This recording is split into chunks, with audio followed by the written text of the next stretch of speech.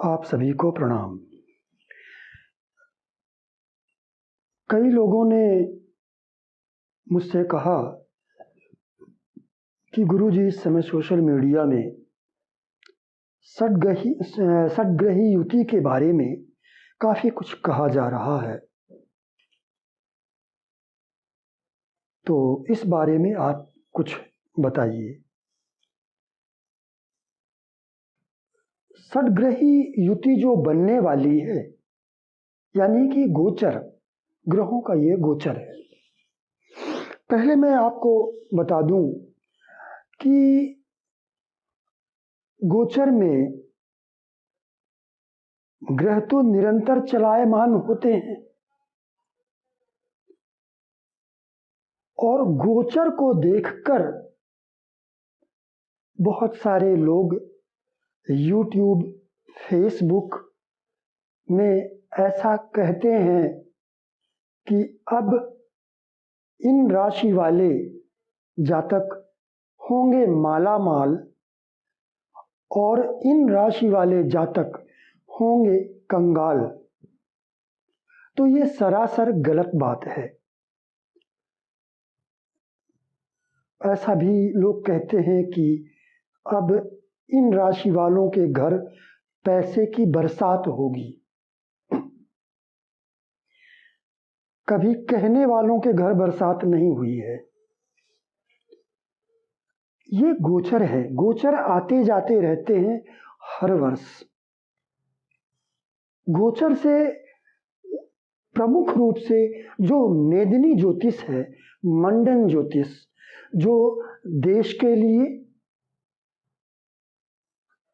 और दूसरे देशों के बारे में, प्राकृतिक घटनाओं के बारे में जानने के लिए प्रमुख रूप से गोचर को देखा जाता है। लेकिन होरा शास्त्र में, यानी जो हम फलित करते हैं, फलित शास्त्र, यहाँ पर ज्योतिष गोचर का महत्व 20% कह लीजिए कि है। जैसे कि आपकी, हम मान लें कि इस समय कोई बहुत अच्छे ग्रहों की महादशा, अंतरदशा, प्रत्यंतर दशा चल रही है और यदि वही ग्रह कुंडली में अच्छा योग बनाए हुए हैं, पीड़ित या कमजोर नहीं हैं, और इस गोचर में भी इस समय वो अच्छा योग बनाए हुए हैं, तो फिर वह बात निश्चित रूप से 100% फलित होती है। लेकिन यदि वो ग्रह कुंडली में अच्छे नहीं है, अच्छे भावों में नहीं है, पीड़ित हैं, कमजोर हैं, तो फिर गोचर में चाहे जितने अच्छे हों, वो उतना अच्छा फल नहीं दे सकेंगे। जैसा कुंडली में है उसके अनुसार ही फल देंगे, और यानी दशाओं के अनुरूप यदि गोचर है तो 100% फल प्राप्त होते हैं। तो कुल मिलाकर प्रमुख दशाएं हैं, उनको देखना चाहिए। लास्ट में, अंत में हम गोचर देखते हैं। अब ये आज मैंने 3 कुंडलियां मैं लेकर आया हूं। कुछ समय जरूर लगेगा, वीडियो ज्यादा लंबा होगा, लेकिन जो लोग ज्योतिष सीख रहे हैं उन्हें बहुत कुछ समझ में आएगा। अब आप इस 1 नंबर और इस 2 नंबर की कुंडली में निगाह डालिए। मैंने इनका जन्म समय लिख रखा है। इनका जन्म हुआ है 19 अप्रैल 2011 और इनका जन्म हुआ है 23 अप्रैल 2011। 4 दिनों का अंतर है। इसलिए चंद्रमा को छोड़कर अन्य शेष ग्रह सभी एक जैसे हैं। अब बहुत बार लोग ऐसा कहने लगते हैं कि गुरुजी हमारी भी कुंडली तो सेम है, तो जो आपने इनके लिए बताया है वही मेरे साथ होगा। तो ऐसा नहीं है। चंद्रमा ये 19 तारीख का जन्म है, तो चंद्रमा यहाँ लग्न और तुला राशि में है। ये 23 तारीख का जन्म है, तो चंद्रमा राहु के साथ तृतीय भाव में आ गया। अब चंद्रमा को देखिए, यहाँ पर इस कुंडली में चंद्रमा केवल मंगल के द्वारा पीड़ित है और मान लेते हैं कि शत्रु राशि में है। इसके अलावा एक और भी कमी है, और वो है कि ये अवरोही ग्रह है। अवरोही ग्रह, जो ग्रह अपनी नीचता की ओर बढ़ रहे हैं, नीच राशि की ओर बढ़ रहे हैं, उन्हें हम अवरोही ग्रह कहते हैं। जो ग्रह अपनी उच्च राशि की ओर बढ़ रहे हैं उन्हें हम आरोही ग्रह कहते हैं। तो इस तरह से अवरोही ग्रह, उनकी शुभता जैसे जैसे वो नीचता की ओर बढ़ते हैं वैसे वैसे उनकी शुभता में कमी होती चली जाती है।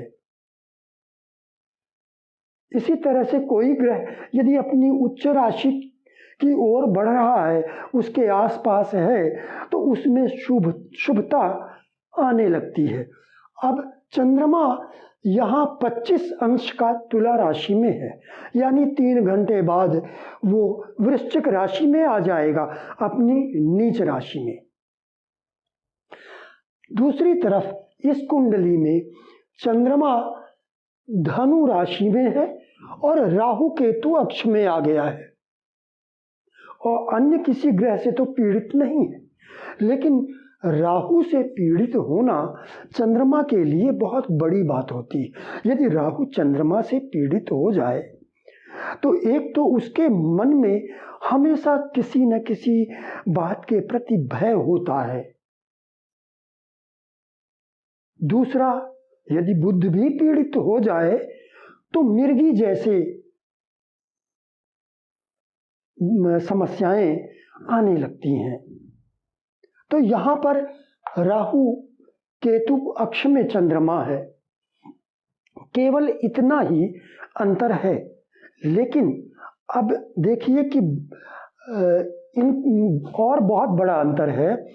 इनकी जो महादशा है जन्म के समय वो शुक्र की महादशा थी और गुरु की अंतर्दशा है। शुक्र गुरु, शुक्र में इनका जन्म हुआ है। शुक्र गुरु दोनों ही छठे भाव में स्थित हैं। गुरु अपनी राशि में है, शुक्र अपनी उच्च राशि में है। इनका जन्म देखिए, गुरु बुध गुरु में हुआ है। गुरु और बुध दोनों ही छठे भाव में ही है, बिल्कुल इनकी तरह ही है, लेकिन अंतर आ गया। ये शुक्र की महादशा में इन्होंने जन्म लिया है और इन्होंने गुरु की महादशा में जन्म लिया है। अब शुक्र क्या है? लग्नेश है और छठे भाव में उच्च का होकर बैठा है। ये हम बाद में देखेंगे कि वो पीड़ित है क्या है। शुक्र लग्नेश है और अपनी उच्च राशि में स्थित है।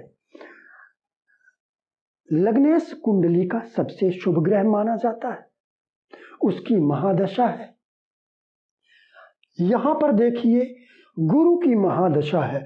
गुरु तृतीयेश और षष्ठेश दो अशुभ भावों का स्वामी है। गुरु दो अशुभ भाव का स्वामी है, तो गुरु की महादशा है और बुध की अंतरदशा है। बुध यहाँ पर द्वादशेश है, द्वादश भाव का स्वामी है। छठा भाव रोग का भाव है। द्वादश भाव हॉस्पिटल का भाव है। तो गुरु में बुध की अंतर्दशा में इनका जन्म हुआ है। यहां पर अंतर्दशा देखें तो गुरु की यानी लग्नेश की महादशा और षष्ठेश की अंतर्दशा। अंतर यदि हम सूक्ष्मता के साथ देखें तो अंतर बड़ा है, वरना आपको बड़ा छोटा लगेगा कि यहाँ भी छठे भाव के स्वामी की अंतर्दशा है और यहाँ पर छठे भाव में बैठे हुए बुध की अंतर्दशा है। लेकिन अगर सूक्ष्मता से विचार करें तो यहाँ पर लग्नेश और षष्ठेश, लग्नेश की महादशा, सबसे पहले हम महादशा पर विचार करेंगे कि महादशा कैसी होगी। तो अब लग्नेश शुक्र है और छठे भाव में स्थित है, तो लग्न से संबंधित ये फल करेगा।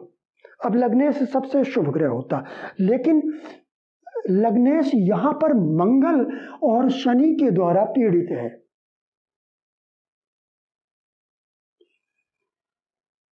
शनि तो यहां पर इस कुंडली में राजयोग कारक ग्रह भी है, शुक्र का मित्र भी है, लेकिन शनि वक्री भी है, तो शनि की दृष्टि भी है, मंगल के द्वारा भी पीड़ित है शुक्र। तो शुक्र की महादशा में गुरु की अंतर्दशा में इनका जन्म हुआ है, जो छठे भाव का स्वामी।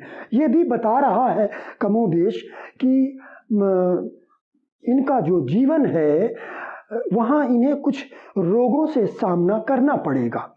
अब इस कुंडली में आइए, गुरु की महादशा यानी षष्ठेश की महादशा है। महादशा लंबी होती है।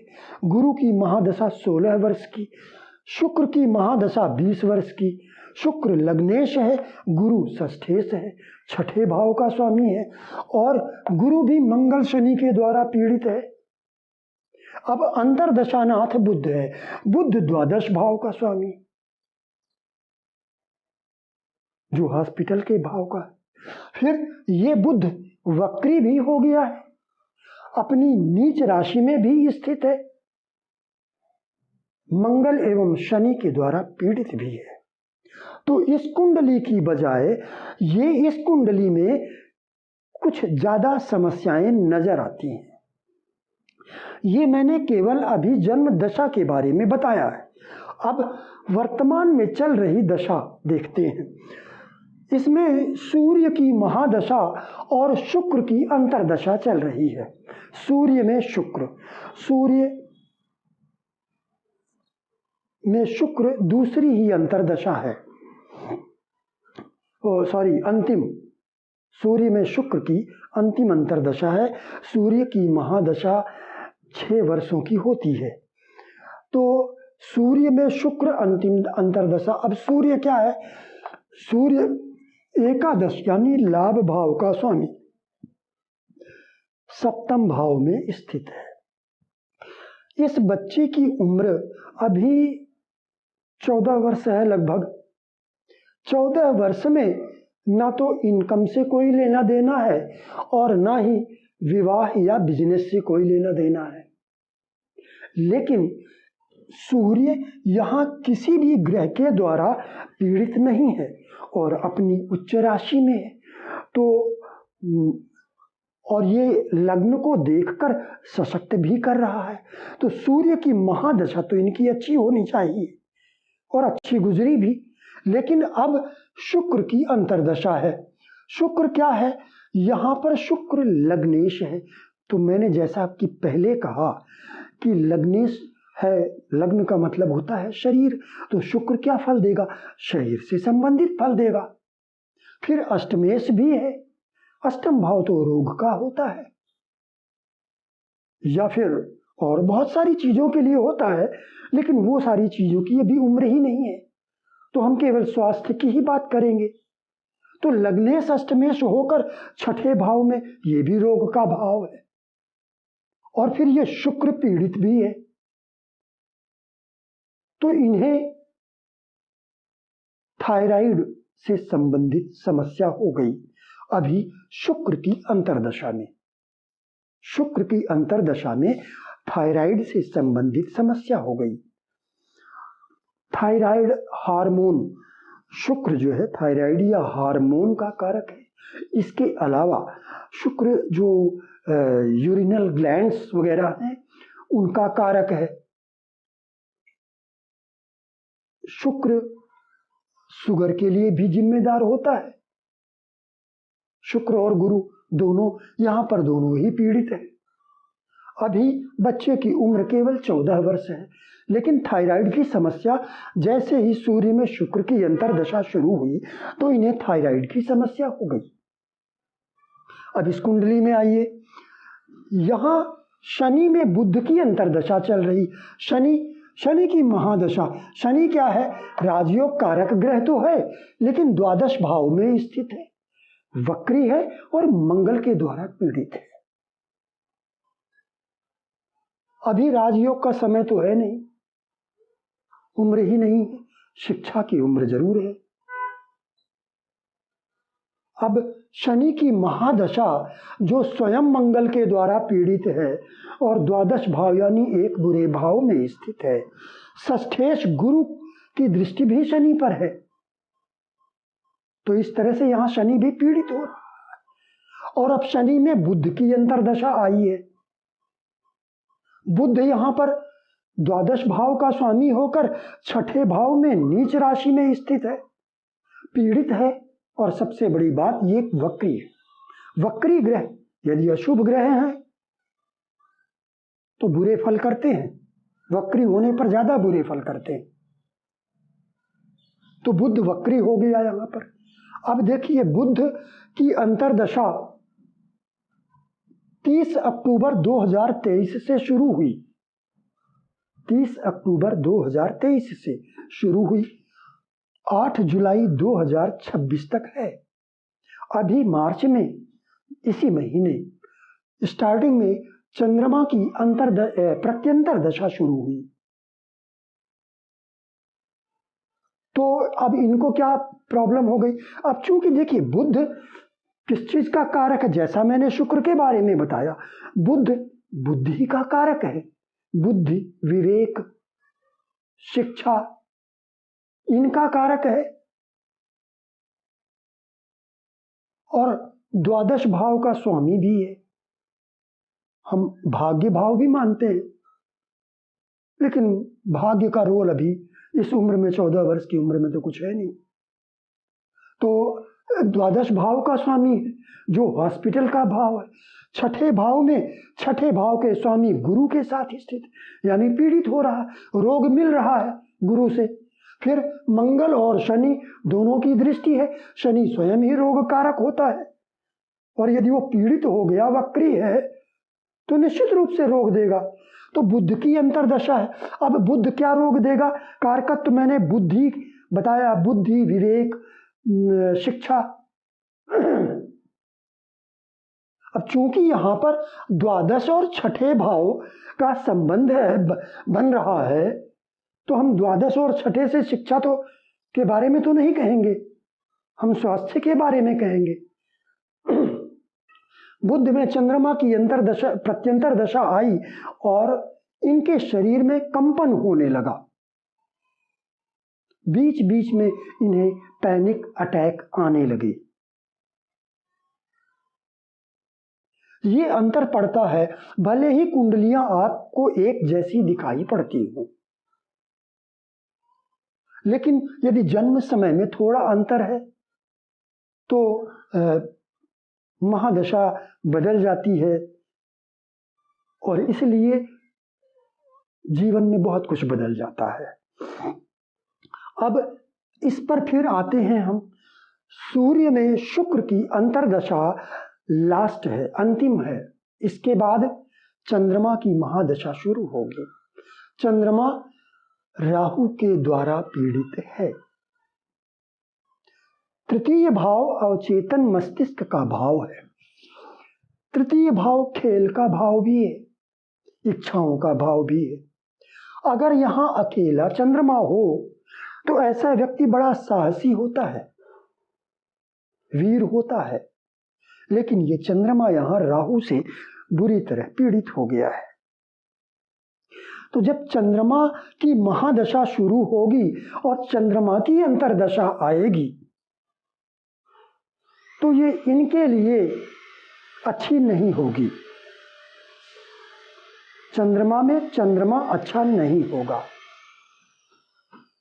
इसके अलावा चूंकि चंद्रमा यहां पर महादशानाथ पीड़ित है तो कुछ अंतर्दशाएं भी बुरी होंगी जो यहां पर बैठे हुए हैं। चंद्रमा में राहु की अंतर्दशा भी अच्छी नहीं जाएगी।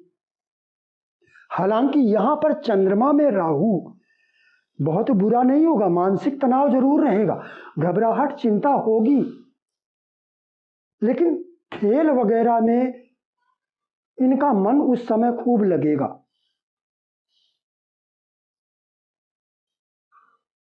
राहु के बाद में चंद्रमा में गुरु भी पीड़ित है लेकिन अपने राशि में है। गुरु के बाद शनि, चंद्रमा में शनि मंगल के द्वारा पीड़ित और द्वादश भाव में है, तो चंद्रमा में शनि स्वास्थ्य में गिरावट करेगा। शनि के बाद में बुध आएगा, बुध फिर वही स्थिति आएगी और फिर शुक्र में भी स्थिति ठीक नहीं होगी। यहां पर अभी शुक्र में बुध की अंतर्दशा 2026 तक है, तो 26 तक निश्चित रूप से इनके लिए समय ठीक नहीं है। इसके बाद में केतु की अंतर्दशा आएगी। यहां पर केतु नवम भाव में स्थित है लेकिन बहुत अच्छा नहीं कह सकते हैं क्योंकि केतु पर मंगल एवं शनि दोनों की दृष्टि है। लेकिन जो स्थिति आज है इनकी बुद्धि से संबंधित जो कंपन हो रहे हैं, जो पैनिक अटैक आ रहे हैं, उनमें बहुत कुछ कमी आ जाएगी केतु में। अब जो षड्ग्रही युति बन रही है उसका क्या प्रभाव होगा? जन्म के समय ये युति बनी थी बुध मंगल शुक्र गुरु। इस समय मंगल और गुरु यहां पर नहीं है, बुध और शुक्र यहीं पर स्थित हैं मीन राशि में, और मीन राशि इनके छठे भाव में पड़ रही है। तो दोनों के छठे भाव में मीन राशि पड़ रही है जहां षड्ग्रही युति बनेगी। अब उस षड्ग्रही युति का यानी गोचर का इन पर क्या प्रभाव पड़ेगा? क्योंकि इनकी दशा शनि में बुध की चल रही है और इस समय चंद्रमा की प्रत्यंतर दशा है जो समाप्त होने को है। फिर मंगल और राहु आएंगे, तो ये जो षड्ग्रही युति बन रही है, यहाँ पर बुध शुक्र सूर्य भी आ चुका है। इसमें देखिए ये अभी 15 मार्च की कुंडली है, इसमें सूर्य आ चुका है, 0 अंश का दिख रहा है। इसके अलावा शनि जो अभी कुंभ राशि में है ये 29 मार्च को यहाँ पहुँच जाएगा मीन राशि में। इसके अलावा चंद्रमा भी 29 मार्च को पहुँच रहा है। तो यहाँ पर सूर्य चंद्र राहु शनि बुध शुक्र ये सभी ग्रह होंगे। तो यदि बुध की अंतर्दशा चल रही है तो बुध को कौन कौन पीड़ित कर रहा है करेगा? राहु और शनि, ये दोनों बुध को पीड़ित कर रहे हैं। और जन्म कुंडली में भी बुध पीड़ित है, दशा भी बुध की है। तो इसलिए इस गोचर का फल इनके लिए बुरा होगा स्वास्थ्य की दृष्टि से। खास करके अभी चंद्रमा के बाद मंगल आएगा, बुध में मंगल तो वैसे भी सामान्य तौर पर यह दशा अच्छी नहीं होती है। परस्पर बुध और मंगल की दशा सामान्य तौर पर अच्छी नहीं होती है। यहाँ पर मंगल 2 मारक भाव का स्वामी भी है, शनि के द्वारा पीड़ित भी है। तो बुध में मंगल और यहाँ पर इनका तात्कालिक शत्रुता भी है, क्योंकि एक ही राशि में स्थित है। बुध में मंगल भी बहुत बुरा जाएगा। इसके अलावा मंगल के बाद राहु आएगा। राहु यहीं पर अभी है, लेकिन उस समय तो निकल जाएगा यहाँ से। यहाँ फिर गुरु आएगा। बुध में गुरु भी अच्छा नहीं होगा इनका। बुध में गुरु के बाद शनि, ये बिल्कुल भी अच्छे नहीं होंगे। तो षटग्रही युति का प्रभाव इन पर अच्छा नहीं पड़ेगा, क्योंकि जन्म कुंडली में भी ये पीड़ित है और गोचर में भी पीड़ित है, दशाएं भी उन्हीं की हैं। इसलिए इस गोचर का षटग्रही युति जो बुरा गोचर बन रहा है, इसका प्रभाव इन पर जरूर पड़ेगा। यानी गोचर के प्रभाव के लिए जन्म कुंडली में उन ग्रहों की जो स्थिति है, अच्छी या बुरी, उसके अनुसार फल मिलता है।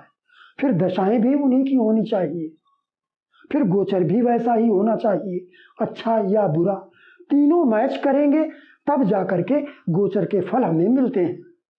वरना तो गोचर आते जाते रहते हैं हर वर्ष राजयोग बनते हैं, हर वर्ष बुरे योग बनते हैं। अभी इस कुंडली में आइए, 15 मार्च, अभी 10-12 दिन पहले का जन्म है। जन्म की दशा देखिए, चंद्र राहु शनि राहु,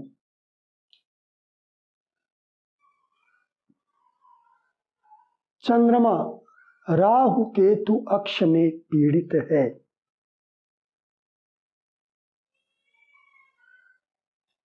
और मंगल के द्वारा भी पीड़ित है। चंद्रमा राहु केतु मंगल के द्वारा पीड़ित है।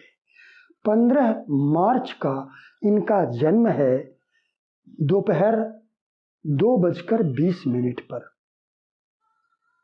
और 14 मार्च को रात लगभग 3:30 बजे के आसपास चंद्र ग्रहण पड़ा था। 14 मार्च को रात 3:30 के आसपास चंद्र ग्रहण पड़ा था। ग्रहण शब्द का इस्तेमाल मैं इसलिए कर रहा हूं कि उस समय राहु केतु चंद्रमा लगभग समान अंशों पर थे। अभी थोड़ा दूर हुए हैं। ये लगभग केतु 3 अंश का है और यहाँ चंद्रमा लगभग 12 अंश का है, क्योंकि ये 15 तारीख को जन्म हुआ है। चंद्रमा तो 2.25 दिन में राशि बदल देता है। तो चंद्रमा की महादशा है जो लग्नेश है। अब फिर वही बात, लग्न का मतलब शरीर है।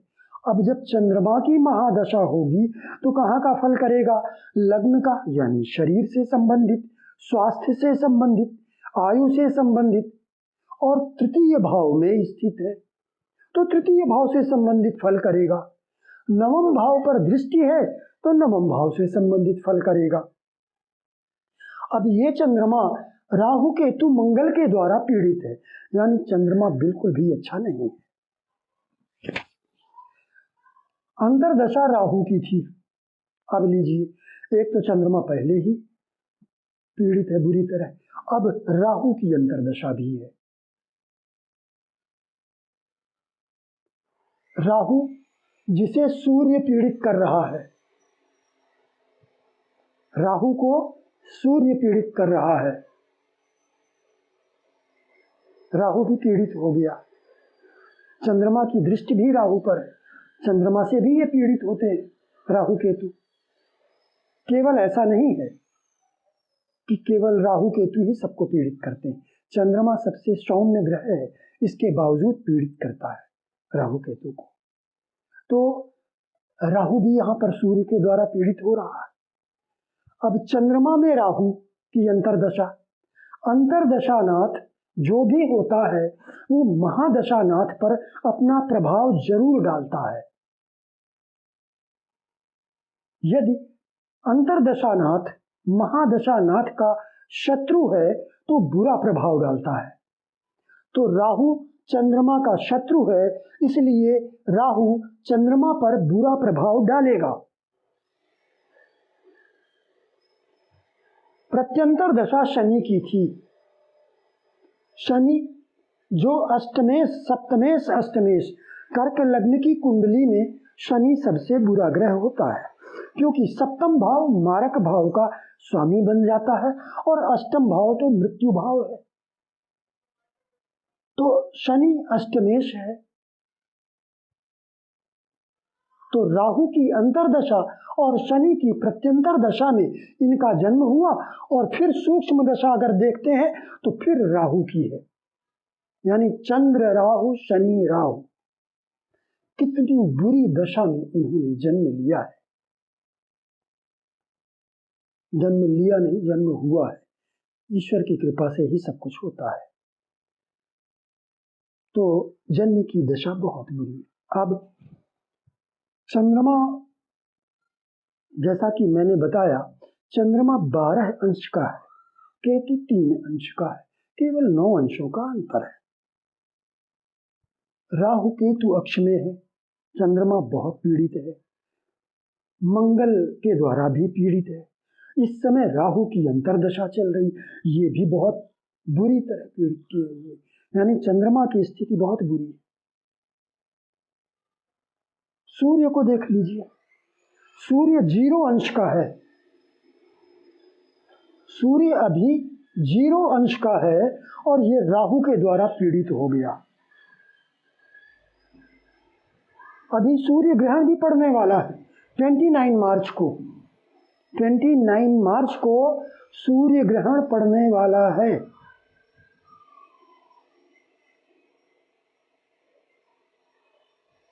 सूर्य और चंद्र दोनों कमजोर हो गए बहुत बुरी तरह। अब बुध को ले लीजिए। बुध द्वादश भाव का स्वामी है और तृतीय 2 बुरे भाव का स्वामी है और लग्नेश का शत्रु है। बुध नीच राशि में है और ये भी राहु केतु अक्ष में है, ये भी पीड़ित है। और सबसे बड़ी बात यह कि ये वक्री है।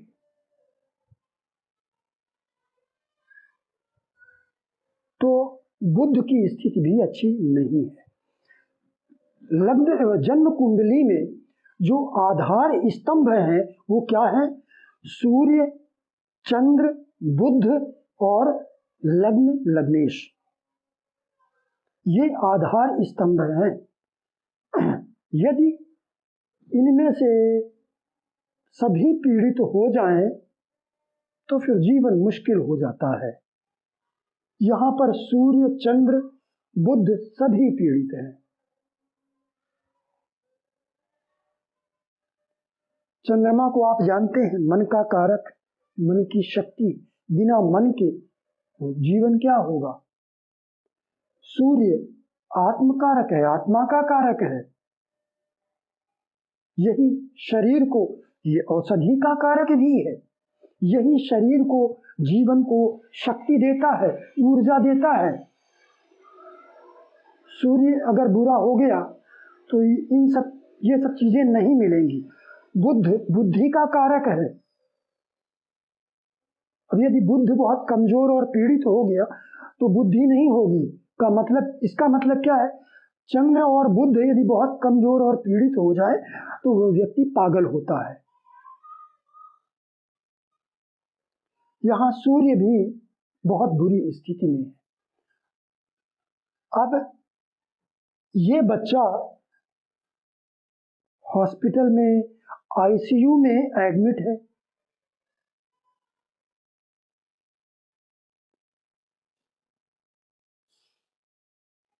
एक बात और, ये बच्चा अपनी मां से दूर है, क्योंकि जहां इस बच्चे का जन्म हुआ उस हॉस्पिटल में बच्चे के लिए इतनी अच्छी सुविधा नहीं थी और इसकी माता को कुछ तकलीफ हुई सी सेक्शन की। तो माता का इलाज वहां चल रहा था, बच्चे को अच्छे शहर ले जाया गया, अच्छे हॉस्पिटल ले जाया गया। तो जन्म से ही बच्चा माँ से दूर हो गया। चंद्रमा माता का कारक है और माता के घर से द्वादश में बैठा है और पीड़ित है। चतुर्थेश शुक्र यहाँ चतुर्थ से छठे भाव में आ गया है, ये भी यहाँ पर वक्री है, ये भी पीड़ित है। तो माता से दूर है ये बच्चा और हॉस्पिटल में एडमिट है। चंद्रमा इस समय गोचर में, ध्यान दीजिएगा, इस समय चंद्रमा यहां पर है, आज की बात कर रहा हूं। अभी इस समय जो दशा चल रही है वो चल रही है चंद्र राहु शनि। चंद्र राहु शनि की दशा है जो 4 अप्रैल तक है, एक हफ्ते बचा है। चंद्रमा आज यहां पर है, ये चंद्रमा कल यहां आ जाएगा अष्टम भाव में, यानी लग्नेश अष्टम भाव में अष्टमेश के साथ होगा। और फिर 29 मार्च को ये चंद्रमा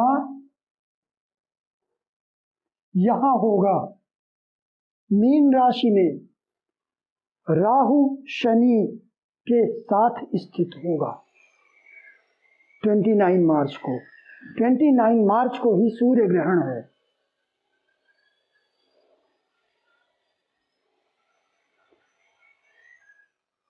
इस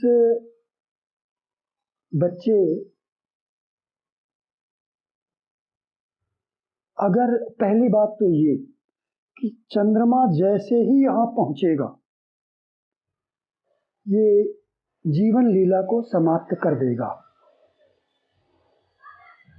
यहां भी कर देगा, यहां भी कर देगा। और यदि किसी तरह बच गया ना तो फिर इसके बाद बुध में नहीं बचेगा, बुध में नहीं बचेगा। बुध द्वादश भाव का स्वामी है और बहुत बुरी स्थिति में है,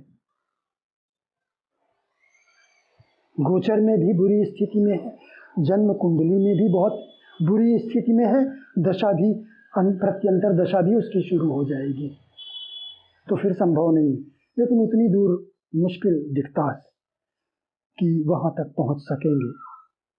ये चंद्रमा अभी आज यहाँ है, कल यहाँ आने वाला है, ये अंतिम हो सकता है। यहाँ पर कुछ किया नहीं जा सकता, कोई भी उपाय, दुनिया का कोई भी उपाय कार्य नहीं कर सकता है। तो मेरा उद्देश्य था षड्ग्रही युति यानी गोचर के संबंध में कुछ बताना आपको कि गोचर प्रभावित कैसे करता है। जन्म कुंडली में कोई ग्रह अच्छे होंगे और उनकी, अच्छे होंगे मतलब 2-3 ग्रह अच्छे होंगे और उनकी इस समय परस्पर दशाएं चल रही होंगी, किसी की महादशा, किसी की अंतरदशा, किसी की प्रत्यंतर दशा, और गोचर में भी अच्छा हो तो 100% अच्छा होता है। लेकिन यदि वो जन्म कुंडली में अच्छे हैं, दशाएं चल रही हैं इस समय, लेकिन गोचर कोई खास अच्छा नहीं है, फिर भी अच्छा होगा, लेकिन 80% अच्छा होगा। इसी तरह बुरे के बारे में आप समझ सकते हैं, गोचर केवल फॉलो करता है दशाओं को, गोचर केवल फॉलो करता है दशाओं को, कैसा भी गोचर आ जाए उससे मतलब नहीं। दशाएं हैं क्या उन ग्रहों की, जैसा गोचर आया है, और फिर अगर हैं दशाएं तो जन्म कुंडली में क्या स्थिति है उन ग्रहों की, उसके अनुरूप फल मिलेगा, गोचर के अनुरूप नहीं मिलेगा। गोचर केवल दशाओं को फॉलो करता है, बस अपनी तरफ से इंडिपेंडेंटली कोई फल नहीं दे सकता है। कि दशाएं अन्य ग्रहों की हों, गोचर कुछ और फल दे जाए, ऐसा नहीं होता है। तो षड्ग्रही युति इस समय शुक्र, बुध, सूर्य, इनके लिए अगर ये आपकी कुंडली में पीड़ित हैं, क्योंकि षड्ग्रही युति में इस समय सूर्य है, चंद्रमा तो 2.25 दिन में निकल जाएगा, फिर इसके बाद में बुध और शुक्र, शनि, राहु, ये ग्रह षड्ग्रही युति बना रहे हैं। अब इनमें शनि और राहु ये 2 क्रूर ग्रह हैं और एक ये क्रूर ग्रह है सूर्य। तो सौम्य ग्रह कौन से बचे? शुक्र और बुध बचे। चंद्रमा तो 2 दिन में निकल जाएगा, शुक्र बुध बचे।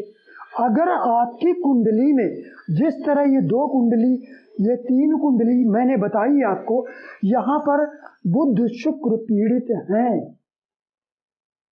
और बुरे भाव के स्वामी भी हैं और गोचर भी बुरा आ रहा है, तो इन्हें बुरा फल मिलेगा,